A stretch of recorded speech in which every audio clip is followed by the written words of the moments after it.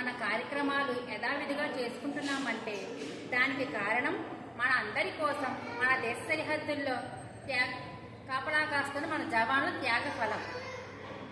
మనం ప్రశాంతంగా లేచి మన కుటుంబంతో సంతోషంగా గడుపుతున్నామంటే దాడులకు ప్రతిదాడులు చేస్తూ మనల్ని రక్షిస్తూ విజయం సాధిస్తున్న మన జవాన్లు. జవాన్లు వాళ్ళ కుటుంబాలకి దూరంగా ఉంటూ భారతదేశం మొత్తం వాళ్ళ కుటుంబంగా భావించి రేయి పగలు శ్రమిస్తున్న మన జవాన్లు. మన జవాన్ల కోసం మనం చేసే ఒక చిన్న ప్రయత్నం.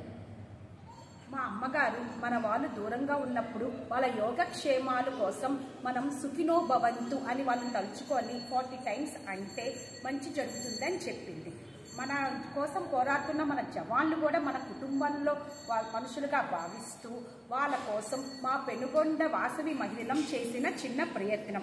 ఈ పెనుగొండ క్షేత్రంలో వాసవి అమ్మవారి సన్నిధిలో మా పెనుగొండలో మహిళలు చేసిన ఈ వీడియోని మాకు తెలిసిన అన్ని గ్రూపుల్లోకి ఫార్వర్డ్ చేస్తాము. వాళ్ళందరూ కూడా ఇలాంటి వీడియోస్ చేసి వాళ్ళు తెలిసిన వాళ్ళకు పెట్టి ఇలాంటి వీడియోస్ దేశవ్యాప్తంగా చెయ్యాలని, మన దేశభక్తిని చాటాలని, వాళ్ళ గురించి మన దేశం మొత్తం ప్రార్థించాలని కోరుకుంటూ పెనుగొండ వాసవి మహిళలు. జై జవాన్, జై జవాన్, జై జవాన్, జై జవాన్, జై జవాన్.